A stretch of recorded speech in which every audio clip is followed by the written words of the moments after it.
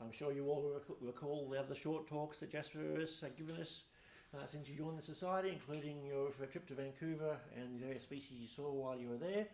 Apparently, this particular talk is about your field trip down to the south coast, where you're apparently looking for a rare Banksia. I'm sure you'll explain to us why anybody interested in plants, I mean, insects occasionally eat them, but I'm sure you'll give us the details. Over to you. Excellent. Well, thank you all. This is my short talk, Insect I Spy, Albany edition. Spoiler there.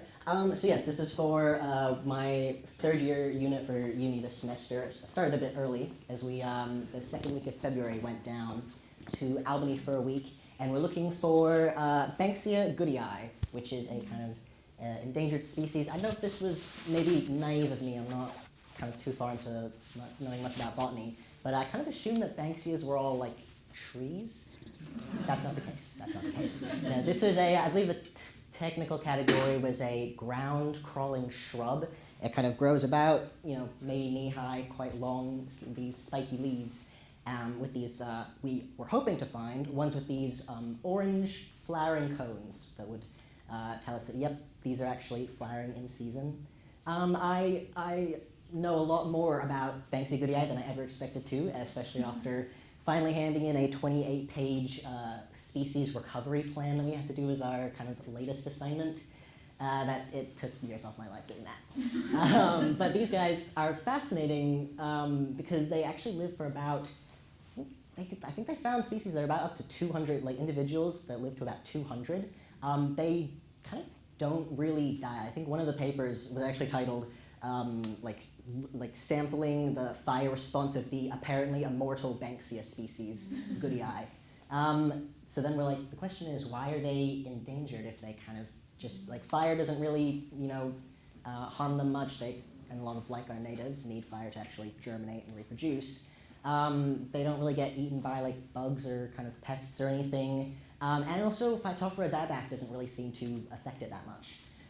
Pretty much the only thing that does is actually ripping up the plant and removing it, which unfortunately in this area I think they've lost about 60% of their kind of landmass in the last, I think since the 60s when they first started sampling.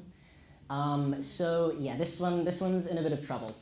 This is us in our very, very technical yellow vests going through the bushland. There was a few groups of us. I think there was one group that went to the Millbank Reserve, another one to the, I think it was Red Hill Reserve, Redmond Reserve, thank you. And then I was in the group that was going along the roadside. And interesting fun fact I learned, these kind of little, I think, hockey stick looking things are actually, rare species indicators. I was assumed they were like some sort of gas or water line, but nope, they're kind of bracketing an area, which was helpful for me being in the roadside group. Although on one of the days, we were kind of, set out in the trucks to go look for them, came across, where the map DBCA gave us of all the coordinates, and we're like, oh, there's a lot of steamrollers in the area. That's not great. And then we look down the road and see where the hockey stick should have been cleared entirely to widen the road. So my project head went over to kind of ask, like, hey, there's kind of a bit in the back. Can we squeeze around there and have a look? They told us to go take a hike. So interesting because that is a statewide thing, and local councilors are supposed to respect it, but also know what you can do when it's out in the middle of the road. But I think there was about 54 students of us that were on the trip. We stayed in the Rotary Youth and Community, I think camp it was called. And quite a few of us went out for a bit of a poke around at night to see what we could find with head torches. There was a group that actually did see some of the possums. I think my group was too loud and scared them all off. But probably the best find of the week, or at least in my, there we go, was this golden stag beetle, and these are two separate ones that I saw on two separate days. I probably spent a bit too much time watching. It was hard to kind of tear myself away to then actually look at the plants I'm supposed to be sampling. But yeah, they're probably only about this big. I hadn't seen one of these in person yet, so. Females. Females? I figured. Males tend to be coppery. Coppery. With bigger jaws. Yeah, I figured by the smaller mandibles, would have been females, but And becoming increasingly rare because of too much firing of logs, because they break down the logs. grubs like the Yeah. yeah. The probably second highlight of the week for me in this, I was really, really hoping to see a cicada, and I did indeed. This TikTok Banksia, that it was funny. I think this was on the second kind of night walk we went around, because they are on a bit of kind of property against the water, and I was a little bit at the back end of the group looking at some. I think it was a few spiders we'd seen, and a few people kind of up ahead had spied the cicada, and they were like, "Where's Jasper? We need to show him the cicada," which was kind of flattering that, oh, they know me too well. It's interesting. I'm not sure whether it had just molted, but you can see the kind of right wing was looking a bit crinkled there. Whether it just got into a scrap maybe, but yeah, it was chilling there, getting dazzled by the lights. A few other interesting ones is that I really love these gumleaf grasshoppers.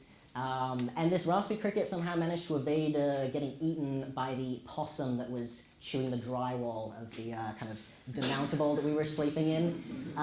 It did not give us much respite. You were in the same area. Yeah, so that cricket got lucky. Some others on the Nighthawk, we saw this very lovely fuzzy Australian garden orb weaver, and then a much less high clarity photo of the banded garden spider. My camera the entire week had such issues like focusing when there was a lot of leaf litter and stuff behind. But yeah, a lot of these guys around, especially on the first day. It's a good camouflage shot. I'll take that. That was the purpose. And these Christmas jewel spiders were probably the icon of the trip. I think we spent more time avoiding getting a face full of Christmas spider than actually looking for the plants. There were several occasions where I was like army crawl, hands and knees through the leaf litter to kind of limbo around.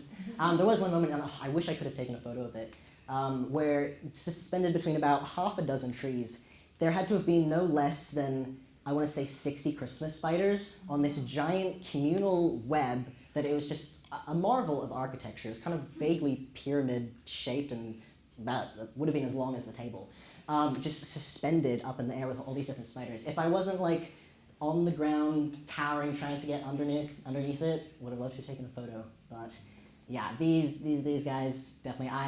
I'm sure I ended up with some in my hair that I was just trying to be oblivious to.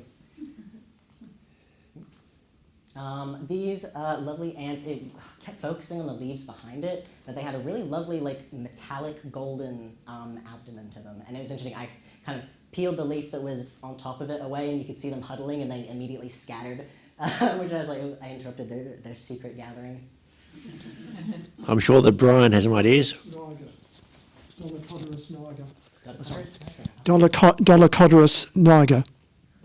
No, thank you. Yeah, most of these I've just put through iNatural since what they've got me, but I knew that someone here would know this one. And then this one was near the bus when we were waiting to get picked up. Someone had kind of been kicking some rocks along, and suddenly unearthed the kind of top of this ant colony. And then I, quickly got as close as I could and was taking photos as they hustled, kind of moving all of their larvae around. But it was quite cool to kind of see them, the procession come up to get all the larvae to safety. And this was a lovely Catastharcus. I actually did get separated from the group when looking at this guy. I think it was I did make it onto the bus, and I wasn't the last one on the bus. So that's all that matters. If you were the last one on the bus, walk of shame back. But yeah, I used to see these all the time when I would work at just actually over there in the naturescape. So it was nice to see them again. And this Western Darner would not leave my group alone during lunchtime. He kind of, would hop up, fly, sit on someone else, get up, fly, sit on someone else. But yeah, I kind of really liked hanging around the crew. And I hadn't seen one that was just pretty much entirely this like onyx color before, so that was pretty special while it posed on the arm of one of my group mates. And then this banded bee fly, it's interesting, the kind of slight, I guess, fuzziness of my lens makes it look like these kind of dots are almost glowing. But yeah, this was kind of amongst, there was so much leaf litter. I did not expect the amount, because it, like the Banksia goodii, turns out its preferred habitat is underneath she oaks and basically getting covered in its kind of pine needles. So, at some points was wading through leaf litter up over my knees. Would have brought waders if I'd known. I was not comfortable with the amount of unknown. But my group didn't see a snake, thankfully. Someone did step on a tiger snake, but it, decided to slither in the other direction, thank goodness. Because, it was interesting. I think we had one snake hit per group, but yeah, I'll definitely be bringing more protection next time. This one, unfortunately, someone actually found and then brought to me in my group. Had already died, and you can see the wings had been taken off, so I presume either clipped by some sort of predator. But it was just quite fascinated by the very symmetric dots on the back. And paddle pop stick for scale.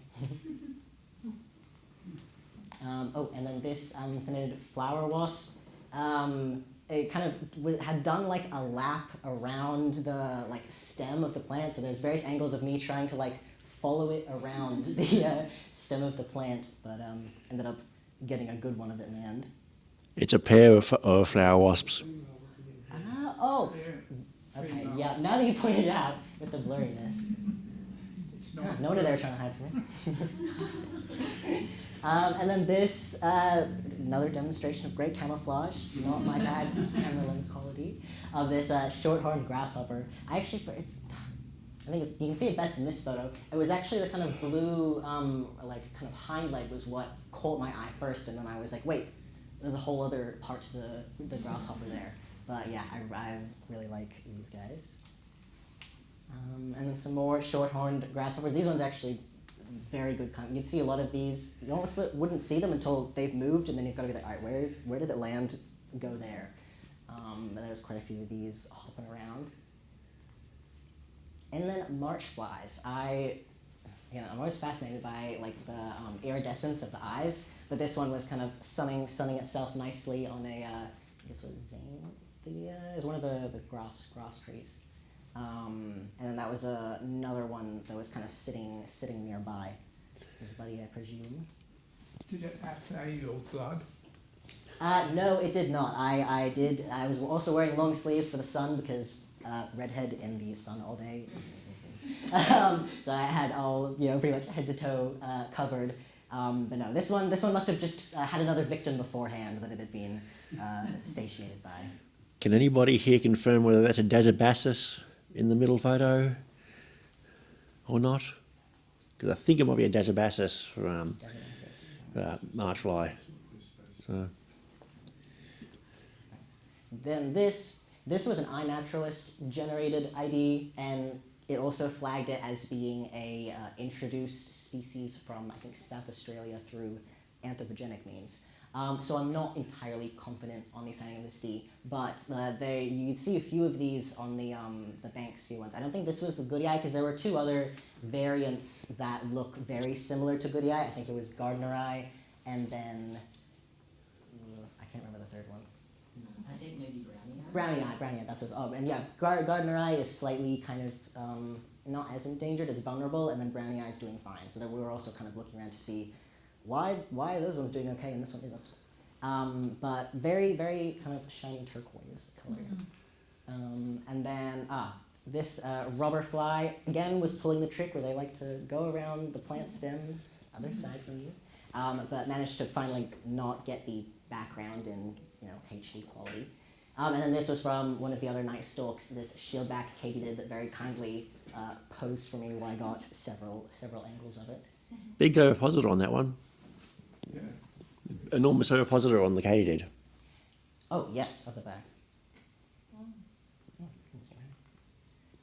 And then this, actually, I just got an iNaturalist ping like an hour ago that it had actually been updated to Pimelopus nothus by Paul Hutchison. But this one someone had found outside and kind of brought into the dining hall to show me, which was very, very cool.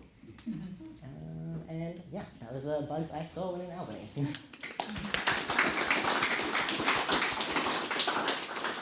Right. Do we have any questions?